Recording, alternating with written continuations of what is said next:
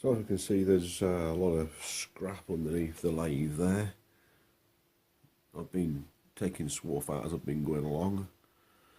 I'm looking at those chips and I'm thinking, yeah, I can remember that project, I can remember that project. So I've done about 4 projects. And I've been keeping the ways clean, but doesn't matter how clean you keep them. I don't have way wipers, which will be a modification I'll do soon. Eventually, at some point, things feel stiff. And I know if they start feeling stiff, it's probably the best time to strip it down until they start grinding. Now you can see one line there. And that's where I left it too long a couple of months back. Which, well, there's a lot of pitting and rust there. But anyway, so I've had the saddle completely off. And this time, instead of leaving the compound and the cross slide attached to it, I stripped the whole thing down. Now this time, I was planning to drill a hole here and here, or here and here, or whatever, and put some way locks in. So when I'm doing certain operations, I can lock the cross slide. And I'm also going to do the same thing on the compound as well, to lock the compound up. So I've got some M5 grub screws. They're a bit long.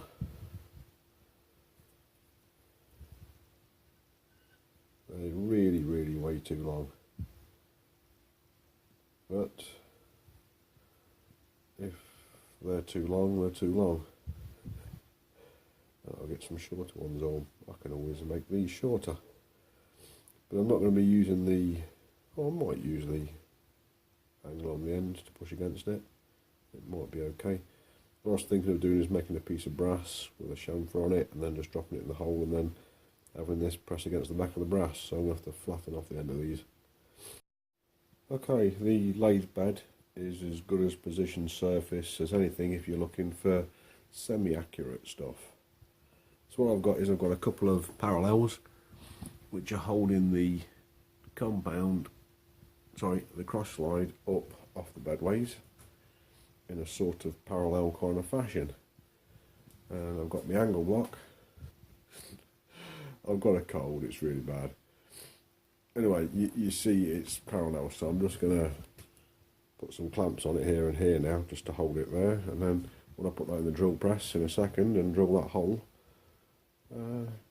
it all should be hunky-dory. So I run into some clearance issues. The little drill press that I use in here is not fantastic. I had to repair it to get it working, and well, it hasn't got much power, but it does save me moving my car in the garage to get to the drill press in there. And since I got a cold today, that's what's happening. Now the other way, which is where I wanted it, is the way you should be holding it on this angle plate. It's not working, so I've just swung things around the opposite way, and that should give me about that much extra clearance now. So I've just whittled some cardboard into fashion and couldn't find any masking tape quickly, so I've got a bit of electrical insulation tape. Cleaned up the surface, it sticks nicely, put some cardboard in so it holds, even if the drill touches it, it'll be fine. It'll also protect it in case the drill decides to snap and go into the ways or anything like that, so I've got a bit of protection in there. Yeah, ready to drill. Yeah, I'm not going to be able to manage this one-handed, but getting close there, you'll see I'm on the line. Yeah. Okay, yeah, it's focusing beautifully. So I managed to get my drill hole in the line, which is good. That's the centre drill. And I'm going to change out for the 4mm drill, which is here, and whack that through. So yeah, there's no way that it'd been possible doing that at the moment without any kind of serious modifications of a camera stand to get down here. But as you can see, I have just finished drilling, and there is iron filings everywhere, which I'm just going to get rid of. So I don't want to leave the tension on the tap because I've just started it in the drill chuck. I just pulled down on the quill advance and turned the quill with my hand until I got around about 4 or 5 threads in there. So that should have started straight I'm just going to put a hand tap on it and finish it off with a hand tap. So I've just finished it off with the little Eclipse hand tap. Got some M5.8 threads in there. I did that with just 2 fingers of pressure to go all the way down. And just going to clean it up and see if the grub screw fits. Then when the lathes are back together again, I will make the brass 45 degrees chamfered bone to go in there before the grub screw. So I'm back together again, and I've decided not to do the aluminium first. Don't ask me why. We've got a slug of steel mounted up. It's one of the feet from a welding table, from a second welding table. I've decided I can use it for what I need it for, just for this one operation. Done a small modification on the threading dial. I'm about to get it. So it was extremely rusty when I first got it. I've just polished it a bit more on the front face. So on the number 1 there, I've got like a tapered line with a dot at the bottom. And if we bring the 2 round to the top, let's move the right dial. And the 2 round to the top. Then you've got like a line with 2 dots in it. I just do them with a hand engraver, little rotary tool.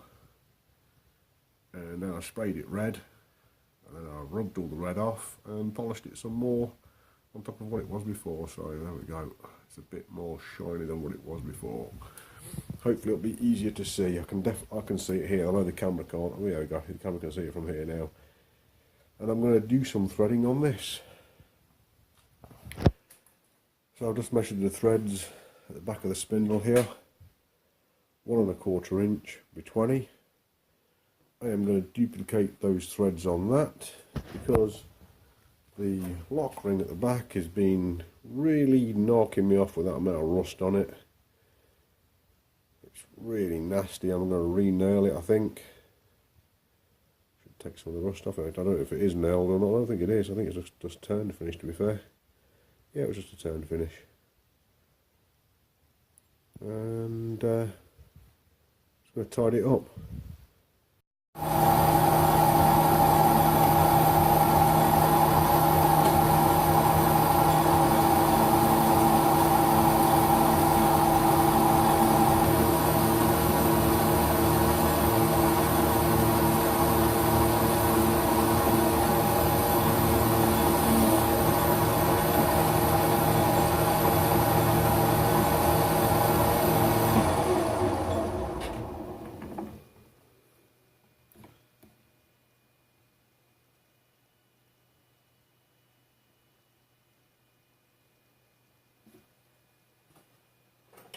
Well, that should be around about 1 1/4 inches.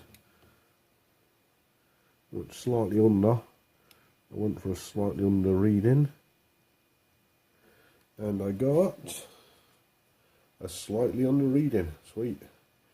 I don't want it to be tight because this is a split nut and it is tight. You have to put a screwdriver to split it open to go onto that 1 1/4 inch thread on the other side, so I wanted it to be not quite, as tight. So I took 4 thou off of it. Hopefully that'll be good.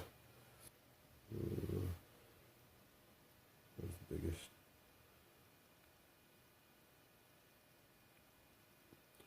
.1393 on that side, and 1393, and that's 1400. So we'll go to the 1393 because I've got to do both sides to make sure.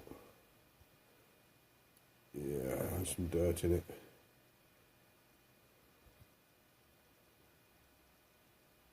I'll go 1395, 1394, something like that.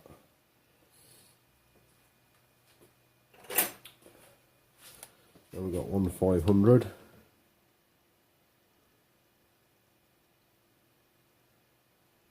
We've got 100,000 to take off. Okay, I'm not doing that in one. 100,000.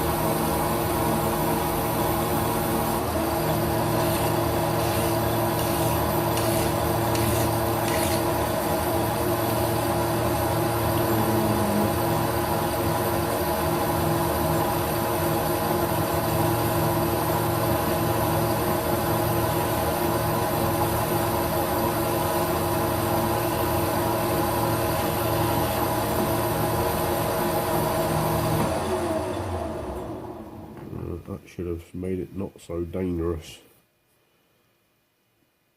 Still a bit dangerous here, but it is better. It's got a slight chamfer on it all the way around now.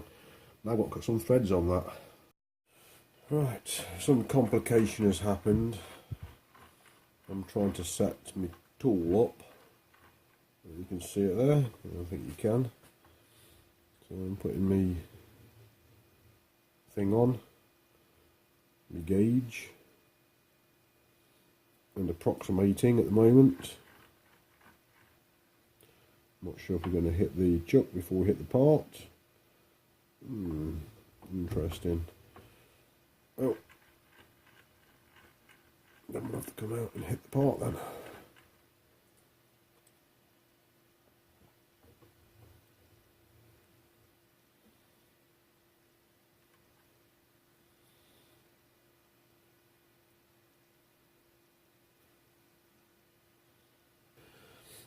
I'm turning the lathe backwards to cut these threads, and I'm putting the tool in upside down to achieve that. I'm still cutting right hand threads, but I'm cutting them from the back with the lathe running backwards. Okay, that way I don't have to worry about crashing into the chuck. I'm not sure if I'm doing this right or not. I'm going to get it through my head. Every time I do this, I do this. So basically what I want is I want the lathe going that way.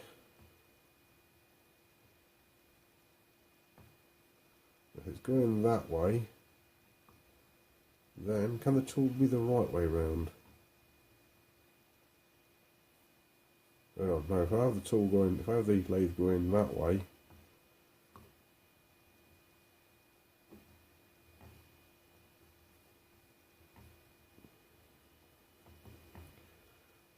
then it will want to go in.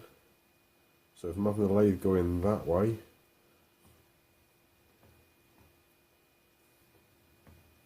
I want the feed going away from the chuck on that side. Or I can have it on this side here, set up as normal.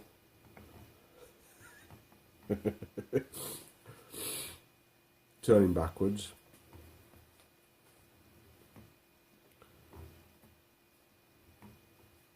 Upside down.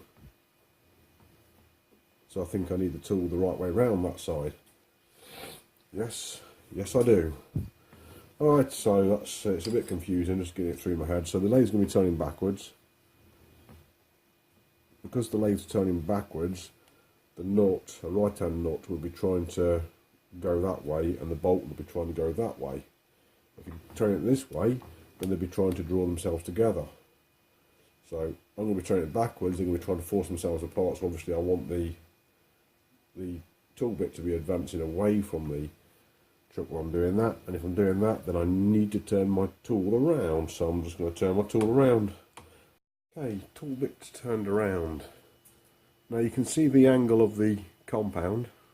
I haven't chosen an angle, I haven't measured an angle. What I've done is I've wind it up to the tool bit, so if that tool bit's been advanced along the line of the compound, which I'm probably not going to do, I'm probably just going to go straight in, but it is set up in the right orientation. So I've got the Holbrook C8 electronic, see the Holbrook name here, and to set this up for threads, this is the quick change gearbox. You can select 1, 2, 3, 4, 5, 6, 7, 8, 9 different gears, and then there's 3 sets of change gears in the back there, so that's 18 different threads that come standard with the lathe. And you might be able to see the gearbox. Yeah, my new gearbox is down here. When I've finished that, there'll be infinite threads I'll be able to cut. That new gearbox is way bigger than the original Holbrook gearbox, and it can accommodate bigger gears, giving me a wider range. Anyway, did I move that? I'm going to read it now. So it's in the feeds, so it's changed to threads. I'll just bring that one around there.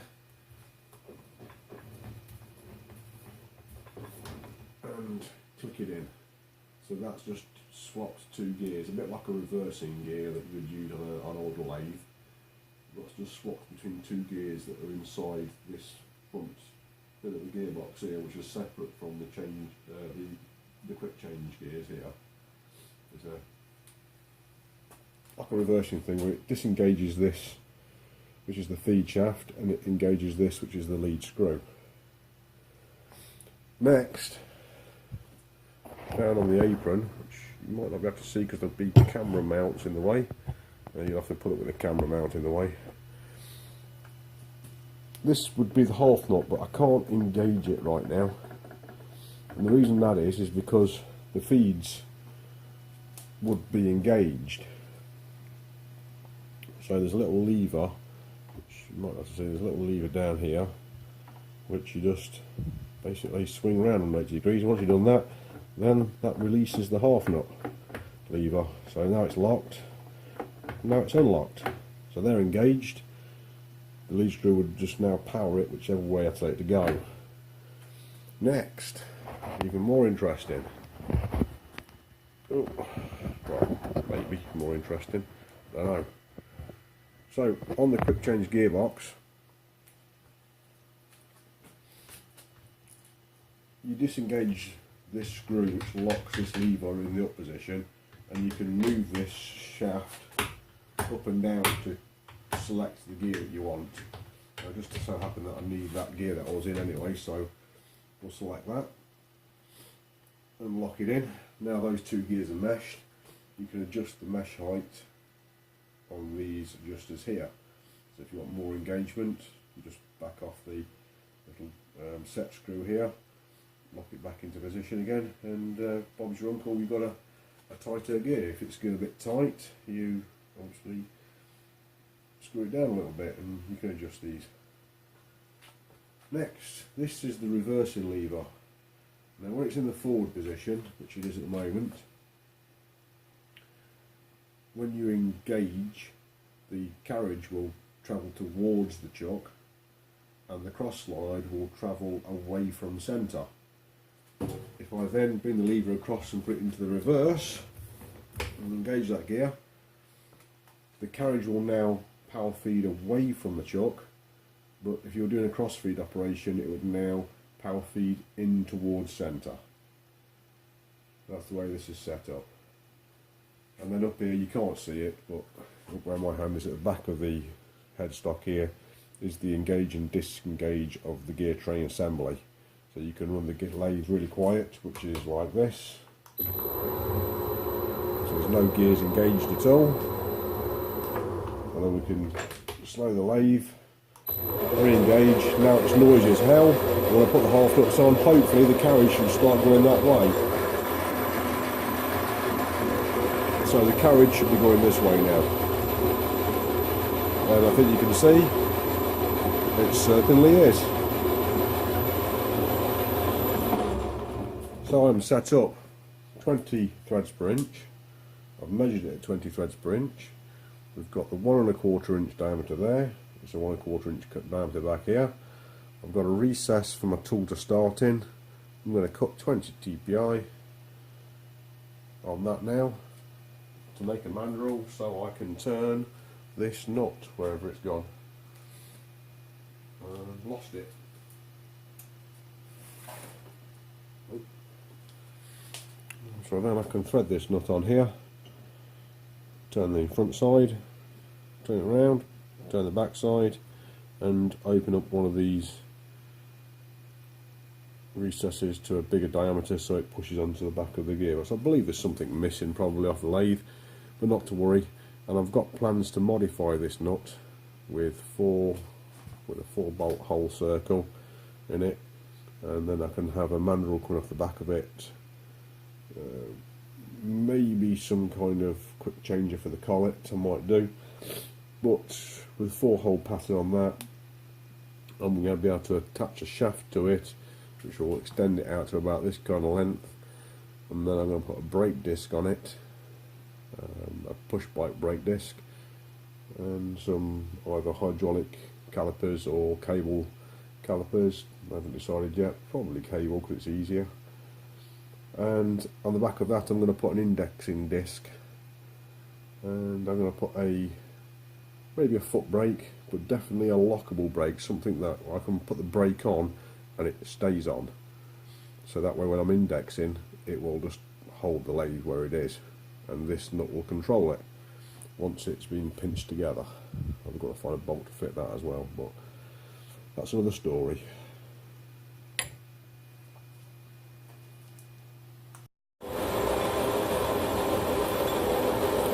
Okay, here we go. This could be dramatic. Just going to go in and touch off.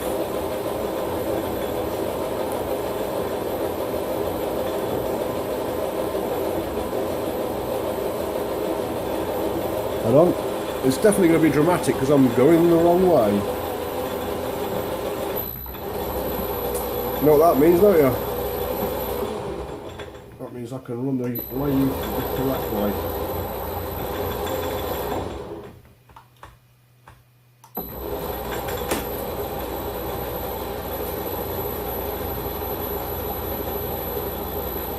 Just going to make sure this is going the right way now. Yep. Now I'm set up.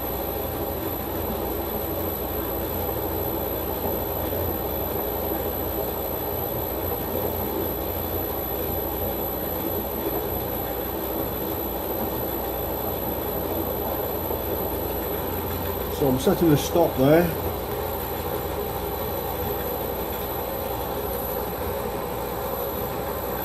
So the compound, I've made the new stop, and it takes an Allen key, a 2.5mm Allen key, which I'm going to order. I think I'm going to order a new one,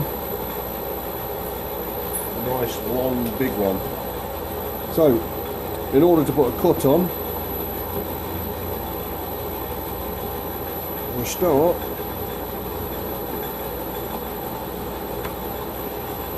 I want to set a 0.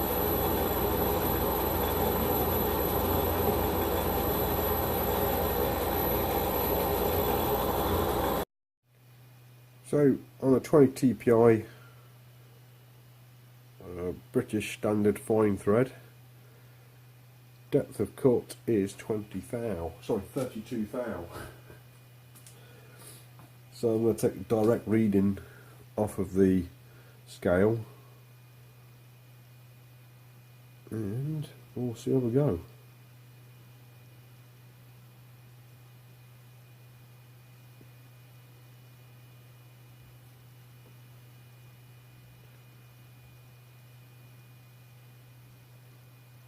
So I'm taking an initial cut of 10 thousandths.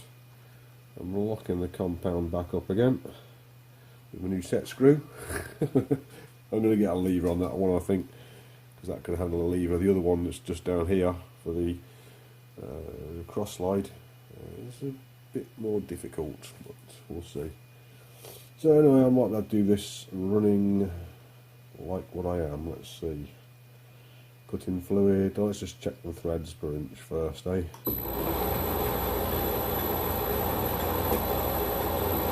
I'll wait for my thread dial to come round to number 1 and we'll go in at that. And I know what I've done. I have just cut a lovely thread, but I mean it's absolutely fine. I think it's perfect first time all the way through without cutting fluid on it. Unfortunately, instead of being 20 threads per inch, that's 80 threads per inch. So that won't do. Nowhere near. I'm going to have to change the gears. Then we're going to do the change gears of the changing gears of the gear changing. If I press record, I'm on it, eh? So I've done the gear change. Looking for 20 TPI here. And that's bang on. See that? Yeah, you can see that. The only problem I've got is it was going way too fast for me to get into gear, so this might still go massively wrong. So I'm going to wind the compound that way a little bit, and disengage the lead screw, obviously. Well, why isn't it going? Because I didn't disengage the lead screw. Wind it back into 0. And there's a 0. Unlock the carriage for the compound. Wind on 5 more thousandths. Lock that back up again. We'll put some cutting oil on this time. I'm going to go a lot slower because I just couldn't get the engagement at that speed. And this is going to be drastically slow.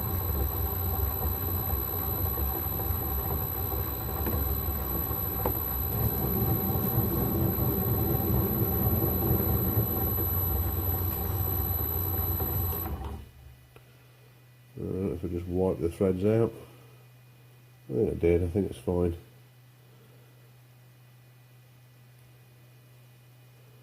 Doesn't engage when I want it, but should be fine. This is going to take ages because I am not happy with my first cut now. It's really put me off.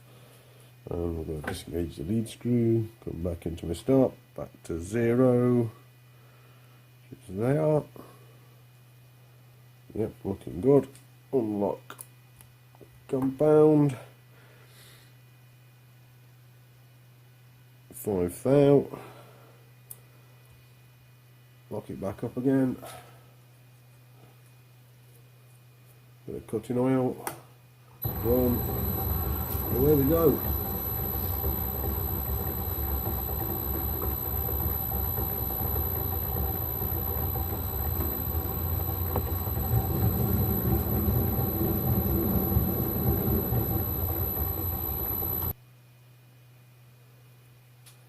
This is becoming very, very, very difficult. This is many things to think about. And another 5 thou on that. And I'll do this last one a bit higher speed. I think just a little bit higher. I'm going to try and get a better finish. And we'll get some cutting oil on there.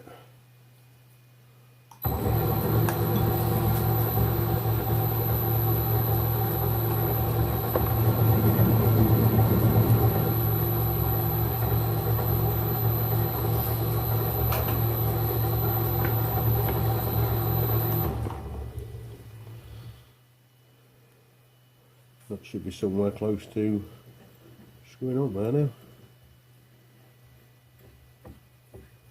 There she goes. See a bit there. A little bit more out.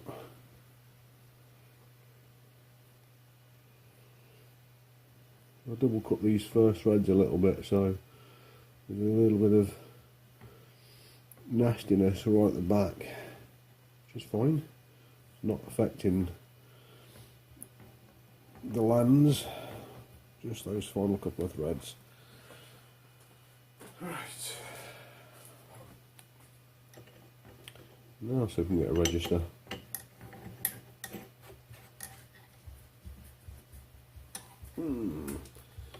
Suppose you get it on my hand, but as soon as you spread it, it goes on beautifully. To get those threads at the back, but not to worry. And that's it, it's registered. Great. So now I can do some turning on it. Ready to take a facing cut. So I'm going to come in and touch off. And I'm going to lock the saddle.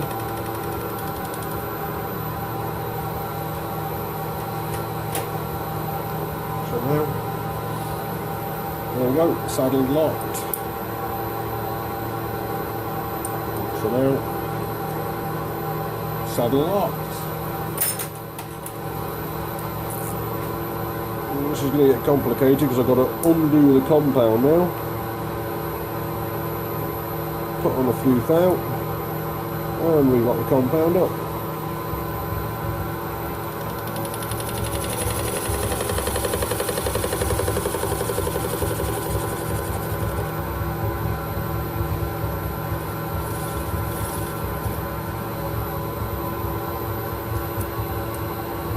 Unlock the compound.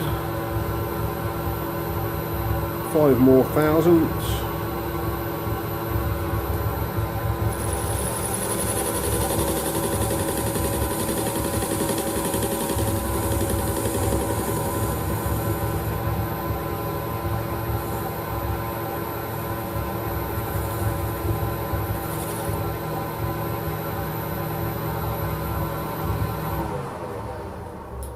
That's going to be an interrupted cut, and that has just shaved that out. So now I've got a really shiny piece of metal to look at again. I've took the bare minimum off. Pretty happy about that. Next operation. Into reverse.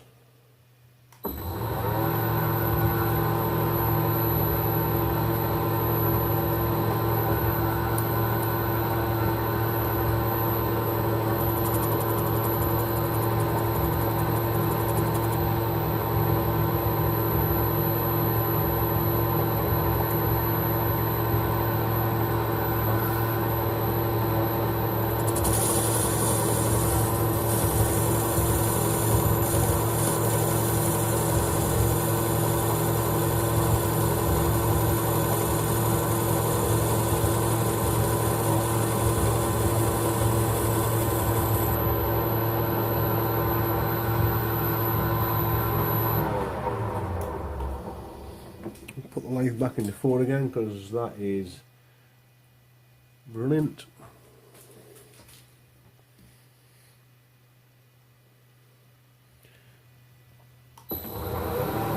Rim touch off. Ooh, that sounds nasty.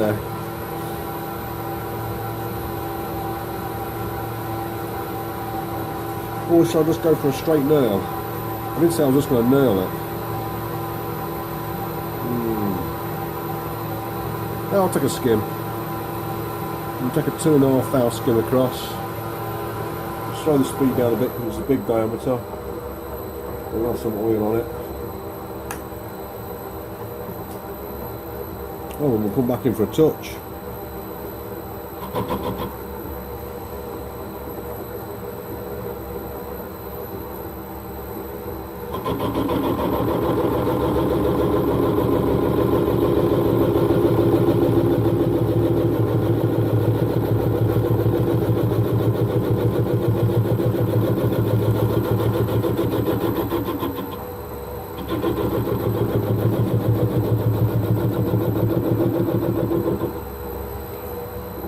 Just rubbing, I think.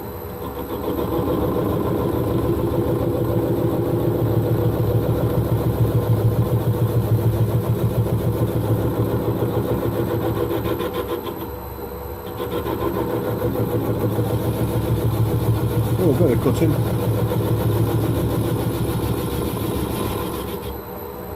And get rid of that rust because that was disgusting. I'll try and take 5 thou off of it, put more oil on it. I'll try and take 5 thou off the diameter.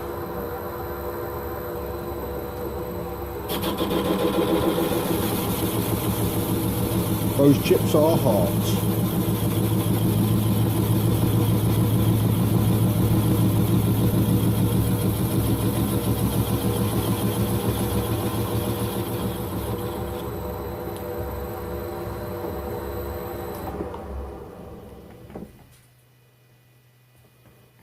Expect that to be hot as well. So that is looking better everywhere. Just got a bit of crud on the outside. I'll see if the chamfer tool can take it off.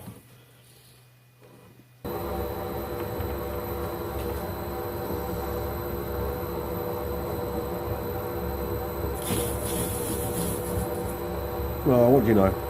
Perfect. A bit more than that and get rid of all of the dirty looking bits.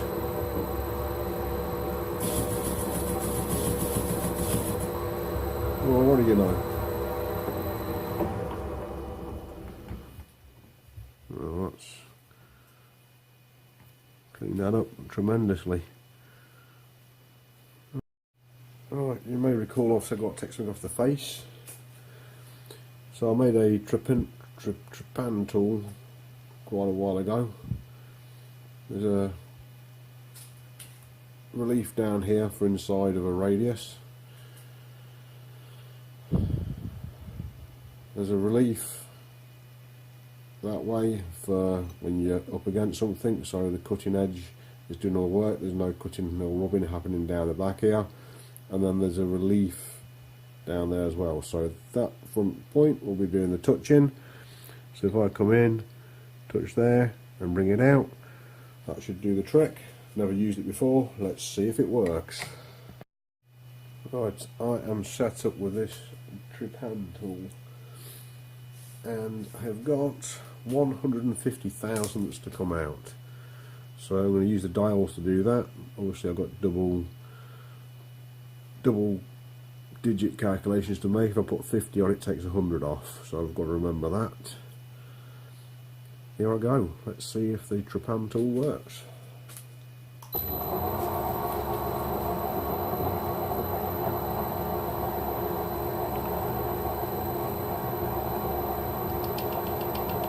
So we're touching the back face now, and we're coming out now. I'm going to touch the surface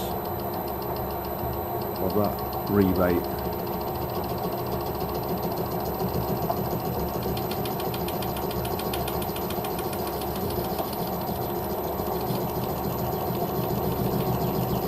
And I'd say that was it. We'll lock the carriage down so I don't get forced back out of the job. The mass counterweight isn't working at this speed. Unfortunately, I might speed up a little bit. See if we get better. I'll tell you what, actually, I'm going to put it into back gear because then I can run the motor fast and get out that harmonics where you're just basically vibrating everywhere. I've just put a mass counterweight on the camera to try and dampen the vibrations, but it's not working very well.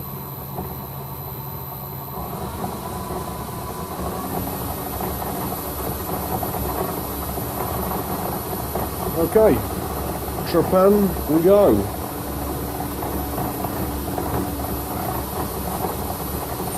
Just going to unlock the carriage, the compound, wind on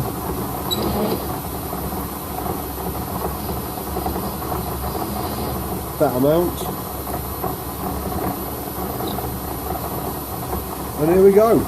Does it work? Oh, I've got to put on it, hang on. Hold on.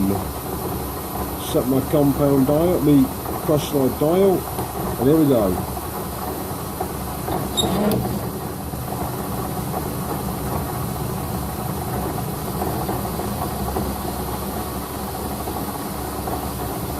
It was a bit dramatic for a start, but we're now going, and it is cutting. So let's put some oil on it. I'm sure it's feeling like it wants some. That's 20 thou. 30 thou,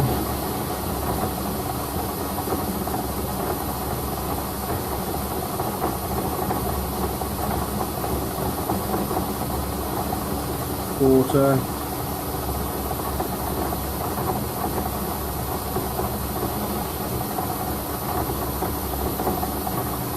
1/5,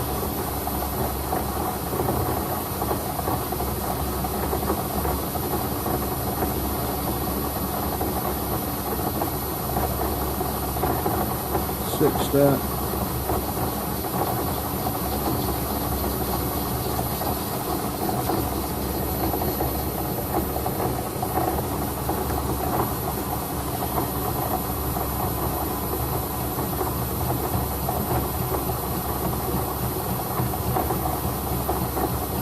Seven tap.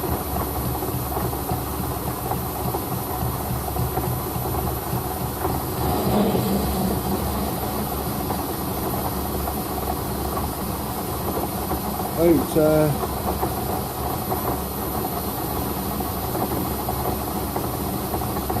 9 tap. 100.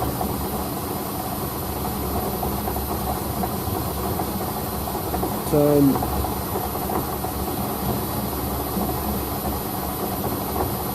20.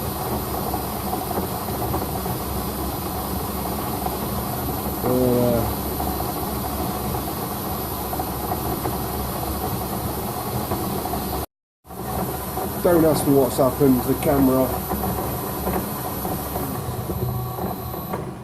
camera has a mind of its own. When it feels like it, it'll just cut out for no reason. I think it overheats is what I think it does. But that is that. So that is good. So as you can see, it's removed. I just took it off and cleaned it up. It's a bit of a bad surface finish. I'm sure I can do something about the quality of the video. So there's a bit of a bad surface finish on that land there where I used the trepan tool at the wrong centre height. It's not that bad. Surface finish on the front. It's quite acceptable. Just got to find a bolt that thread size now. I'll just take a skim across the back and put a chamfer on the edge. Quite nice. Not on the top, but perfectly acceptable. Okay, next project. Now I've got that out of the way because that was bugging me. That had to be done. Okay, so that's it fitted to the back of the lathe. It's not rusty anymore. I don't like the inside of the spindle there. Feels great. Really smooth. I don't believe I got such a good finish. I really don't believe I got such a good finish. You're going to see all them turning marks on the. There's a few turning marks in it, but it's smooth. Anyway, I'm going to put 4 holes in the back of it here. I want them to be symmetrical. I was just puzzling over what I'm going to do. And what I'm going to do is I'm going to unscrew it back off of that. Before I take that out the chuck, I'm going to screw it back onto there.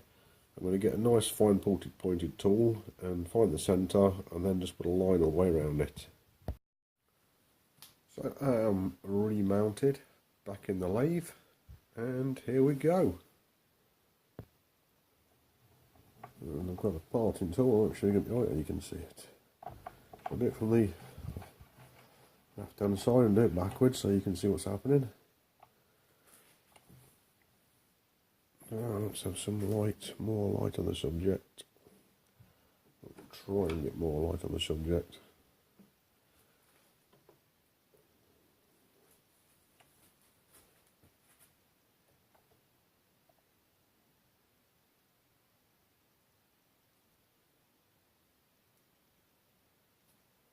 That's lined up with the inner surface of that thing. I'm going to put my digital DTI gauge on the back of the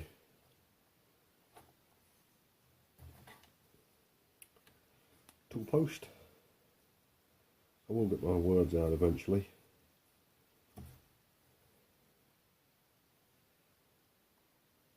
And we'll measure out. I'll come out a little bit so I don't foul anything.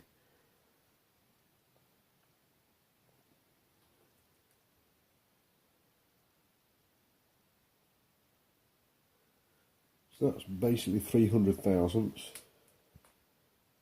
And that's not always the outside of the rim, but it's centralised on that flat surface basically. So I'm going to come into 150 thousandths.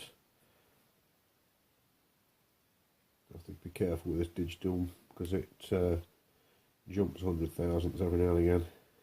You have to pay attention what you're doing. It's really annoying when it jumps 100 thousandths. You don't pay attention to what you're doing and you're 100 thousandths out. To be fair, the people that sold it to me did give me a discount, as I can't use it for any kind of undulations, because just going in and out a couple of thousandths, it would just jump up 100 thousandths, it will, and then jump up another 100 thousandths, then go down 100 thousandths and come back up again. Anyway, enough about jumping things. That is set up. So I've got a couple of options what I can do here. I can plunge in a little bit now and turn it by hand, or I could power it up and just plunge in a little bit. But I think I'm going to power it up. Some noise is coming. Back gear, run it slowly. I'm going to put a bit of oil on the surface as well, maybe just on the tool. I'll put some oil on it as well. And run it slow. And run it backwards. And here we go.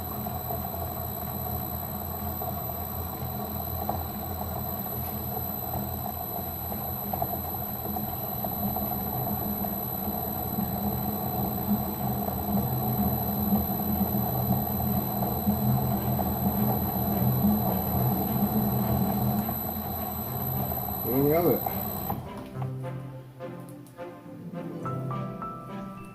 Sure, it's looking pretty good.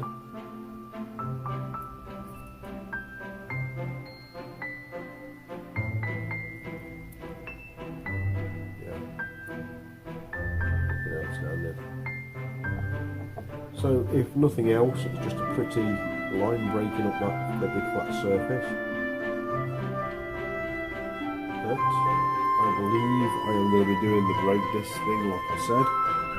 So now when I come to do the marking out, I can use a set of dividers and it's going to be really easy. Oh, lovely jubbly. It's some future day.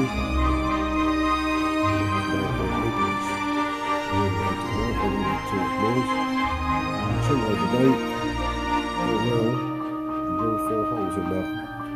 I've got to work it out so it isn't going to be fouling with a bolt. It might be a 3-bolt pattern, so it might be 1, 2, 3. Yeah, I think a 3-bolt pattern is what it's probably going to be. But I'll work it out.